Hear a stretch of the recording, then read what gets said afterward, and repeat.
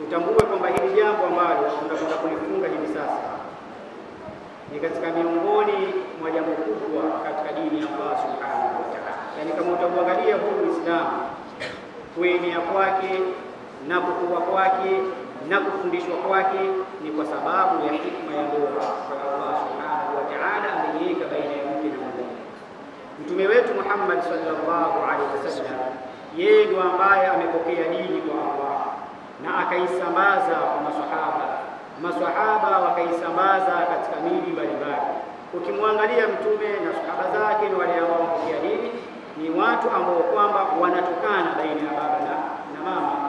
Laiti kwamba ingalikuwa Allah Subhanahu wa Ta'ala hakujalia baina ya baba yake mtume na mama yake mtume kupatikana ndoa baina yao, asingelipatikana mtume Muhammad sallallahu alaihi wasallam. Kwani katika jambo kubwa, yani katika jambo ambalo kwamba lina heshima kubwa mbele ya Allah Subhanahu wa Ta'ala.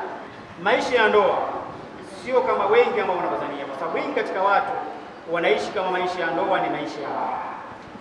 Na kama ataingia leo hii katika maisha ya ndoa asizikutie zile raha ambazo kwamba alikuwa akizihisi, inakuwa ni rahisi kuporomoka katika maisha ya ndoa na kutafuta sehemu nyingine. Jambo la ndoa ni katika jambo lilokuwa zito, kulelea kwake, kuishi nalo, lakini pia kuliheshimisha katika familia ni katika jambo lilokuwa zito. Na ndio maana Waarabu wanapozeshana baina yao kuna maneno yapenda sana kusema, wanasema farhatul arusi laila, yani furaha na uzuri wa harusi unapatikana usiku wa mwanzo tu ambapo mtu anaoa, lakini washiddatul arusi daima, matatizo na shida na tabu za maisha ya harusi zinabakia kuwa ni milele. Ndoa imejengwa katika misingi ya tabu na misukosuko ili mtu apate yale matunda ambayo kwamba amewekewa na Allah Subhanahu wa Ta'ala, hali ya kuwa moyo wake ameuelekeza kamili katika maisha ya ndoa. Ndoa yoyote ile ambayo ndani yake itakuwa haina misukosuko baina yao au wawili wanakuwa wapendani, ni kwa sababu mwanamume anapotoka nyumbani kwao anatoka na tabia ambazo kwamba mwanamke hazijui, kwa sababu hakuwahi kuishi pamoja. Lakini kadhalika kuna maisha ambayo kwa mwanamke alikuwa anaishi na tabia zake, anaondoka nazo kwao, anakwenda kumaanisha nani? Kumaanisha mume wake. Tabia hizi inawezekana zikampendeza mume au zikawa zinamchukiza. Kwa zile ambao kwamba zinamchukiza mume, katika jambo la kuzirekebisha ndio kuna hizi shiddatul arus, yale matatizo na tabu za harusi. Wengi katika watu ambao wanaoambia katika maisha ya ndoa wanakuwa wanaibeba hadithi ya mtume katika mafuhumu iliyokuwa sio. Mtume sallallahu anasema tazawwajul waluda alwaluda, oweni wanawake wenye kuzaa sana na oweni wanawake wenye mapenzi. Ikawa imetokezea kwa bahati mbaya mwanamume amemuoa mwanamke, kakaa mwaka wa kwanza, mwaka wa pili, mwaka wa tatu, Allah kanyima kizazi kwa wao, ikawa ni sababu ya kumnyanyasa mtoto wa watu, ikawa ni sababu ya kumbeza mtoto wa watu, bali baadhi ya watu wakatumia hii ni fimbo ya kumwongezea mke mwingine kwa sababu ya kumumaza yeye au kwa sababu ya kumfanya awe msusuwavu yeye. Si katika jambo lilokuwa sawa. Suala la watoto ni riziki kutoka kwa Allah Subhanahu wa Ta'ala, na Allah anamruzuku amtakaye katika waja wake. Yule ambaye kwamba Allah akamruzuku mtoto wa kiume ni riziki yake yeye mwenyewe, hajalazimishwa. Yule ambaye amemruzuku mtoto wa kike ni riziki yake yeye, hajalazimishwa. Na yule ambaye Allah amemnyima watoto pia ni riziki kutoka kwa Allah Subhanahu wa Ta'ala. Allah anasema na Qur'an, lillahi mulku samawati wal ardh, ni vyake yeye vyote Allah Subhanahu wa Ta'ala vilivyomo katika mbingu na ardhi. Yakhluqu ma yasha, Allah anaumba kiumbe anayemtaka.